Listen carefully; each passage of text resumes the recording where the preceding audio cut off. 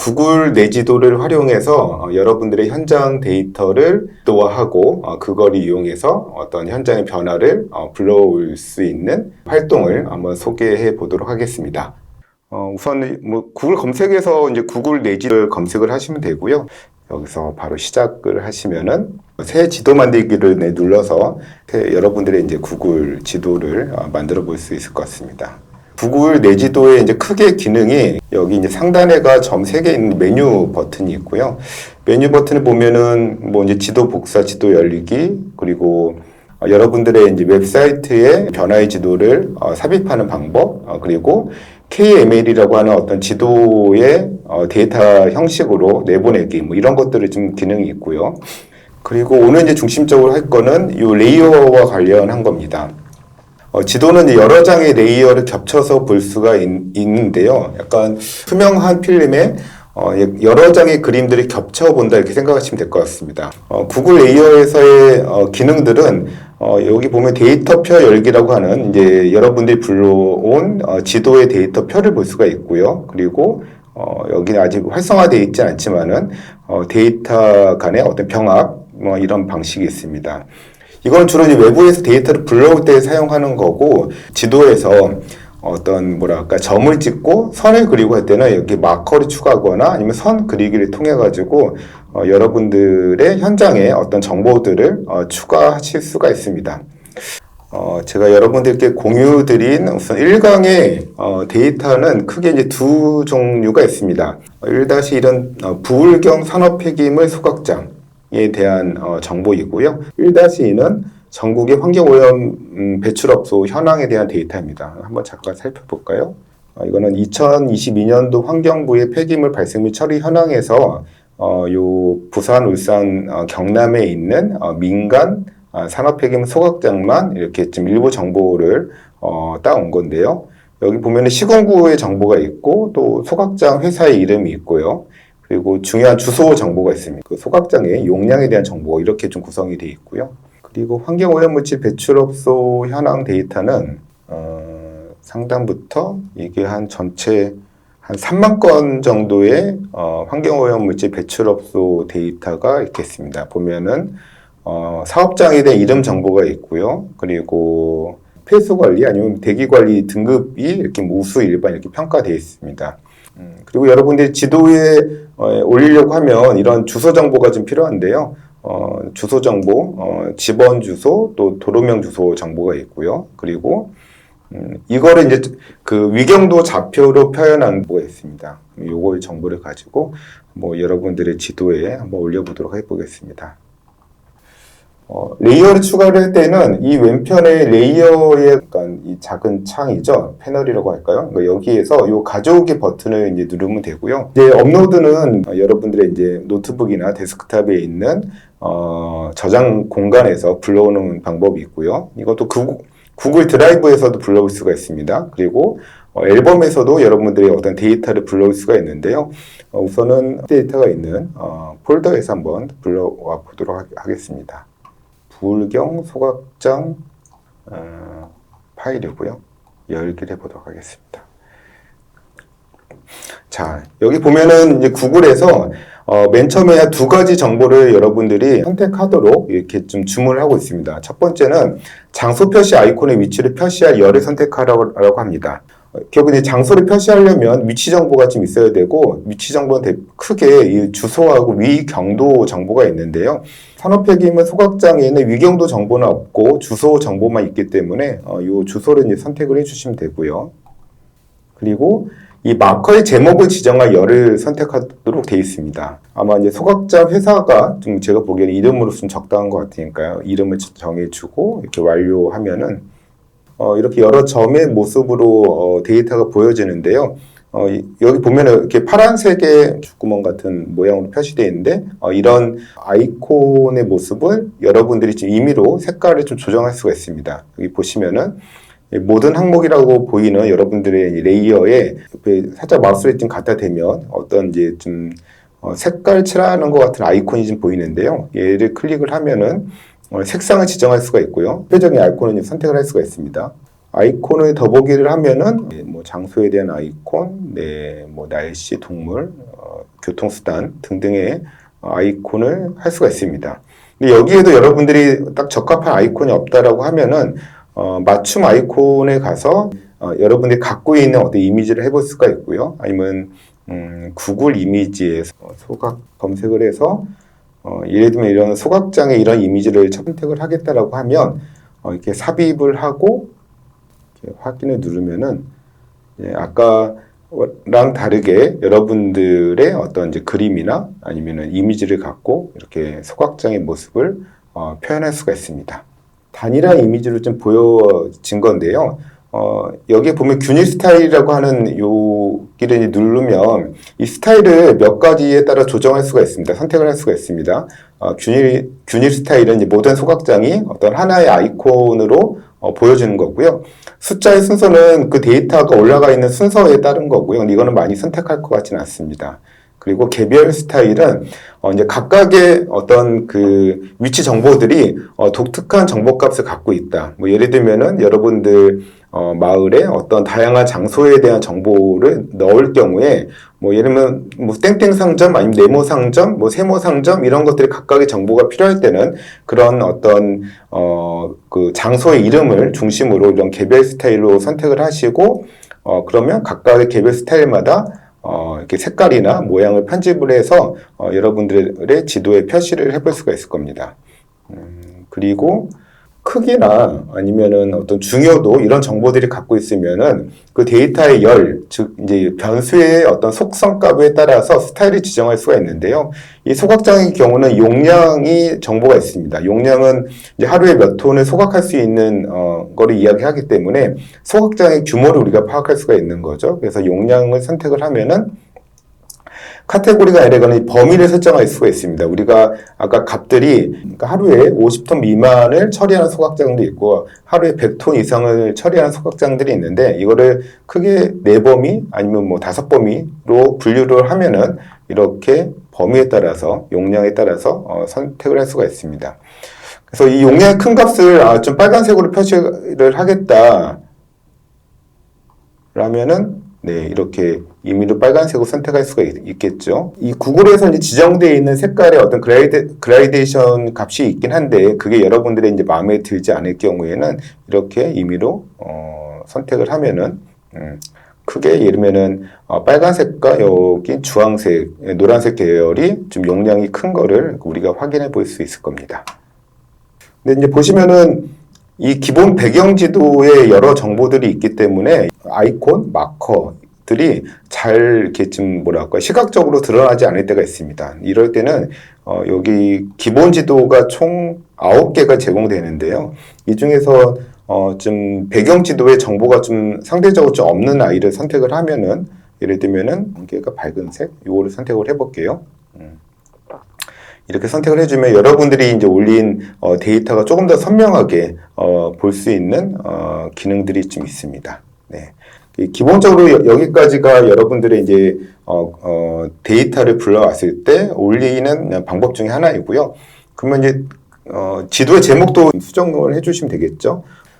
조금 다른 형식의 데이터를 한번 좀 불러와서 구글의 기능을 좀 추가적으로 살펴보도록 하겠습니다. 레이어를 추가를 할 텐데요. 레이어를 추가를 할 때는 여기에 보면 이 그림의 이 레이어 추가를 이제 클릭을 하시고요. 그러면 이렇게 한 칸에 또 레이어를 추가할 수 있는 이렇게 화면이 좀 생성이 되고요. 그러면 아까 불경 산업폐기물 소각장처럼 새롭게 데이터를 가져오기를 하면 됩니다. 찾아보기. 이번에는 환경오염 물질 배출업소 현황을 갖고 오도록 하겠습니다. 자, 아까 소각장처럼 장소 표시 아이콘의 위치를 표시해야 열을 선택을 하는 겁니다. 즉 위치 정보가 있는 열, 변수, 필드를 선택을 하는데요.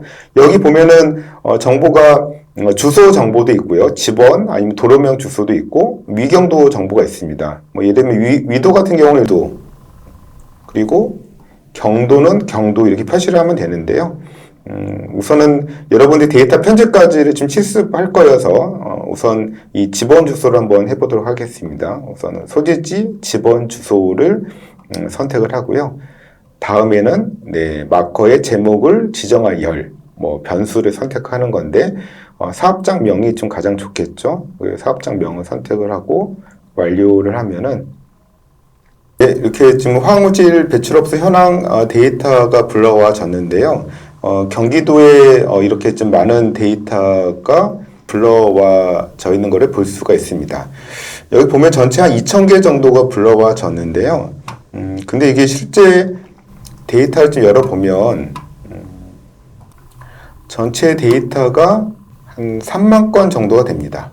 3만 건의 데이터가 다 못 올라가고 딱 이렇게 2,000건만 올라가 있는 거는 이 구글 지도 갖고 있는 한계 중에 하나입니다. 만약에 이제 사업장 수가 많은 화성시나 예를 들면 포천 등등의 이제 좀 데이터를 올릴 때 2,000건이 넘는다라고 하면은 좀 레이어를 좀 분리해서 올리는 방법을 선택할 수밖에 없을 겁니다. 네.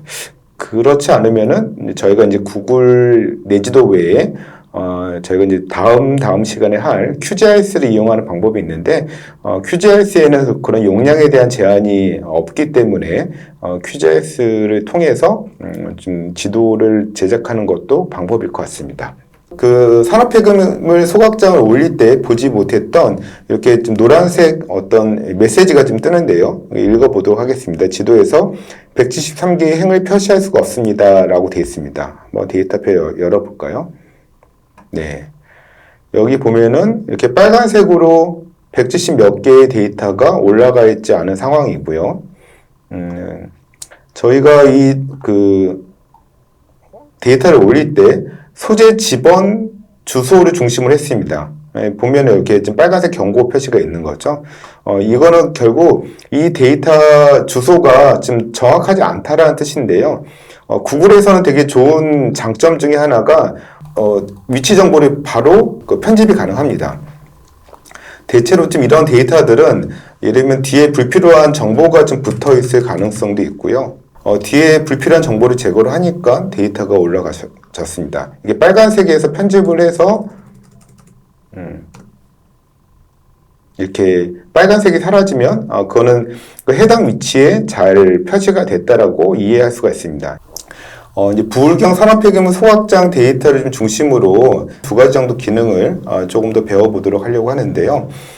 우선 이 부울경 산업폐기물 소각장의 데이터표를 한번 열어보도록 하겠습니다. 네, 보시면 이렇게 소각장 그 회사의 이름, 주소, 그리고 하루에 이제 처리할 수 있는 용량이 지금 표시되어 있는데요. 여기에 추가적으로 정보를 좀 병합하는 방법을 한번 살펴보도록 하겠습니다. 저희 실습 데이터를 보면 두 번째 데이터가 부울경 산업폐기물 소각장 병합 데이터라는 게 있습니다. 이걸 한번 열어보도록 하겠습니다.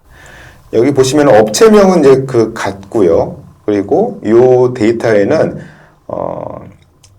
소각 대상의 폐기물이 이렇게 표현이 되어 있습니다. 사업장 비배출 시설계, 이거는 일종의 사업장에서 발생한 생활 폐기물이라고 볼 수 있는데요.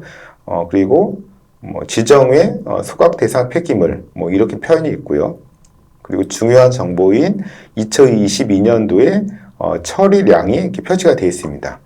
이건 아까 지도상에서 봤던 데이터에는 없는 정보이기 때문에 이 정보를 불러와서 실제 이 지도, 그러니까 부울경 산업폐기물 소각장 지도의 정보에 좀 추가해 보도록 하겠습니다. 네. 그 방법은요, 레이어 옵션에 들어가서요, 여기 보면은 다시 가져오기 및 병합이 있습니다. 이거는 다시 가져오기는 아니고 일치하는 항목을 병합하는 방식인데요. 찾아보기. 아까 부울경 산업폐기물 소각장 병합할 데이터를 선택을 하시고 클릭을 하시면은요. 네. 장소와 일치하는 열을 선택하도록 되어 있습니다. 즉, 이제 어떤 열을 기준으로 데이터를 병합을 할까를 묻는 건데요. 그러니까 두 가지 데이터를 결합하거나 병합할 때는 각각의 정보들이 서로 동일하게 좀 식별할 수 있는 어떤 열이 있어야 합니다. 지금 이 데이터에서는 지도 데이터에서는 소각장 회사가 있고요. 그리고 새롭게 업데이트할 데이터에서는 업체명이라고 되어 있습니다. 서로 이제 이 업체명, 소각장 회사가 동일할 경우에는 2022년도 처리량의 데이터를 불러오도록 이제 하는 겁니다. 네, 이렇게 확인하면은요. 다시 데이터 표를 열어보면은, 네, 아까 없었던 업체명이 이제 새롭게 좀 붙긴 했는데 동일하죠. 근데 거기에 옆에 영업 대상 폐기물 그리고 2022년 처리량의 데이터가 이렇게 좀 불러와져 있는 것을 확인할 수가 있습니다. 그러니까 이런 식으로 여러분들이 이제 지도에서 데이터를 만들고 나면은 그 데이터의 추가적인 속성 정보가 필요할 경우에 이렇게 엑셀 데이터를 불러와서 병합하기가 가능하고요. 예를 들면 업체명 같은 경우는 지금 중복되기 때문에 데이터를 이렇게 여기 보면은 세모 표시가 있는데요. 열 삭제를 하면은 네. 기존의 이런 데이터 표를 편집할 수도 있습니다. 환경오염물질 배출업소 현황은 삭제해 보도록 하겠습니다. 마지막으로는 여러분들의 지도를 내 사이트에 삽입하는 방법을 한번 살펴보도록 하겠습니다. 내 사이트에 삽입을 하기 위해서는 기본 이 지도를 공유하도록 설정을 해야 될 것 같습니다. 보시면은 링크가 있는 사용자는 누구나 볼 수 있음. 이거는 이제 필수 조건이고요. 그리고 다른 사람이 인터넷에서 이 지도를 검색하고 찾도록 허용한다라고까지 하면은 이것까지 클릭하면 됩니다. 네, 그래서 닫기 좀 이렇게 하고요. 내 사이트의 삽입은 메뉴 버튼에 이렇게 내 사이트의 삽입 이거를 선택하면 됩니다. 그래서 아래에 HTML을 복사해서 우리의 이제 웹사이트에 소스 코드를 붙여 넣으면 우리가 이제 웹페이지 상에서 이 구글 내 지도를 공유할 수가 있는 겁니다. 네. 그러면은 우선 요거를 복사를 한번 해보도록 하겠습니다. 컨트롤 C로 복사를 하고 확인. 네. 다음은 이미 좀 활성화를 해놨는데 저희 공익연구센터 블루닷의 게시판에 한번 임시로 이게 교육용이라고 하는 거를 한번 만들어 봤습니다. 그리고 내용은 부산, 울산, 경남의 산업 폐기물 소각장 지도입니다. 라고 하고요. 여기에 그 아까 복사 HTML을 바로 복사해서는 되지는 않고요. 저희 사이트 같은 경우는 이렇게 코드 보기가 있습니다. 이 코드를 보면은 이 게시판의 내용을 HTML 형식으로 되어 있는데요. 여기에 붙여넣기 라고 하면은 아까 우리가 이제 지도를 공유한 그 구글 내 지도, 그러니까 부울경 산업폐기물 소각장의 지도의 어떤 그 HTML 코드가 이렇게 붙어 있습니다. 여기 보면 와이드는 지도의 넓이입니다. 그래서 이거는 그 넓이와 높이를 조정을 할 수가 있고요. 이 상태로 다시 코드를 일반 우리가 그 이제 보는 걸로 다시 좀 바꿔 보면은요. 네. 아래처럼 지도가 삽입되는 걸 확인할 수가 있고요. 이거를 제가 작성해서 저희 게시판에 보면은 네. 이것처럼 부산, 울산, 경남의 산업폐기물 소각장 지도입니다 해서 여러분들이 만든 지도를 여러분들이 이제 그 현장에 대한 어떤 뭐 조사 내용과 텍스트와 함께 여러분들의 웹사이트에서 이렇게 보여줄 수가 있습니다. 당연히 이 지도는 온라인에 기반해서 이 링크가 공유된 거기 때문에 여러분들이 내 지도에 이 관련 내용을 업데이트를 하면은 당연히 이 그 웹사이트에 삽입된 지도도 업데이트돼서 변화될 겁니다. 그렇기 때문에 그건 좀 주의를 하실 필요가 좀 있겠죠. 네, 여기까지 우선 구글 내 지도의 기능에 대해서 몇 가지 살펴봤습니다.